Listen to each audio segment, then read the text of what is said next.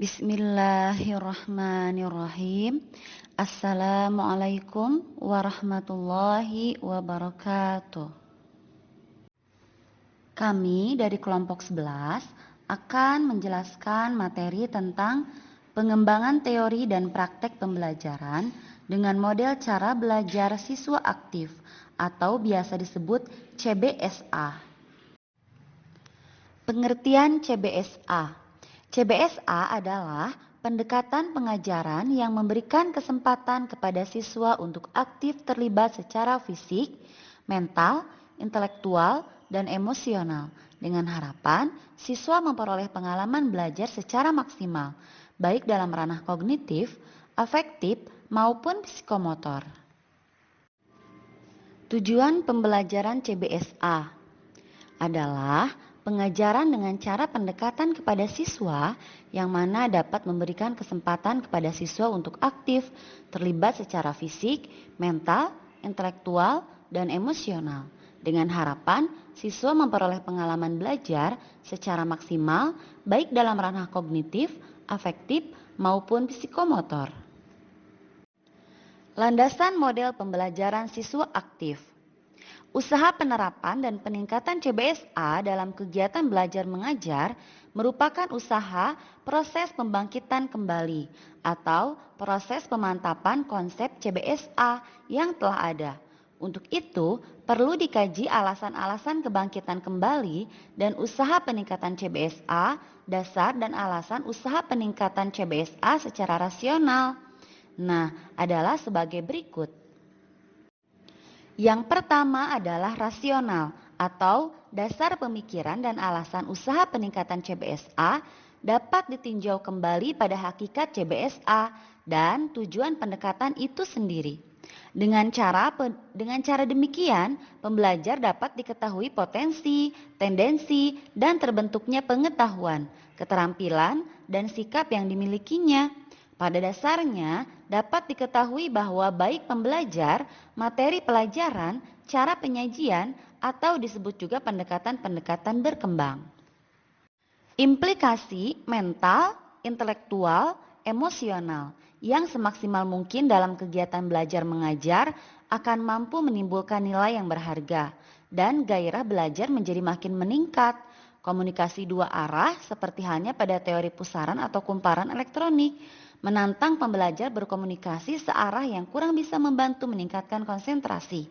Sifat ingin tahu pembelajar dimotivasi oleh aktivitas yang telah dilakukan. Upaya memperbanyak arah komunikasi dan menerapkan banyak metode, media secara bervariasi dapat berdampak positif. Dengan demikian, kesalahan-kesalahan dan kekeliruan dapat segera diperbaiki. Jadi, CBSA memberi alasan untuk dilaksanakan penilaian secara efektif, secara terus-menerus melalui tes akhir tatap muka, tes formatif, dan tes sumatif. Dilihat dari segi pemenuhan meningkatkan mutu pendidikan di LPTK, maka strategi dengan pendekatan CBSA layak mendapat prioritas utama. Dengan wawasan pendidikan sebagai proses belajar mengajar, menggarisbawahi betapa pentingnya proses belajar mengajar yang tanggung jawabnya diserahkan sepenuhnya kepada pembelajar. Situasi pembelajar mampu menumbuhkan kemampuan dalam memecahkan masalah secara abstrak dan juga mencari pemecahan secara praktik. Pengembangan dengan cara pengajaran, cara belajar siswa aktif. Yang pertama, mendesain pembelajaran yang berkarakteristik pada pengembangan belajar siswa aktif. 2. Memotivasi siswa dalam belajar. 3. Mengelola kelas sehingga menghasilkan aktivitas yang total. 4. Memberikan latihan, praktek, atau tugas. 5. Memilih dan menggunakan strategi belajar yang memiliki karakteristik aktivitas siswa yang tinggi. 6. Mampu memilih dan menerapkan pemberdayaan media. 7. Mampu melakukan penilaian secara komprehensif maupun spesifik sesuai kebutuhan sistem penilaian. Metode yang termasuk populer dan mudah untuk diterapkan adalah metode cara belajar siswa aktif. Karena metode CBSA akan membuat 1. Situasi kelas menantang siswa melakukan kegiatan belajar secara bebas tapi terkendali. 2. Guru tidak mendominasi pembicaraan. 3. Guru menyediakan dan mengusahakan sumber belajar bagi siswa. 4. Kegiatan belajar siswa bervariasi. 5. Hubungan guru dengan siswa sifatnya harus mencerminkan hubungan manusia bagaikan hubungan bapak anak, bukan hubungan pimpinan dengan bawahan. 6. Situasi dan kondisi kelas tidak kaku. 7. Belajar tidak hanya dilihat dan diukur dari segi hasil yang dicapai siswa, tapi juga dilihat dan diukur dari segi proses belajar yang dilakukan siswa.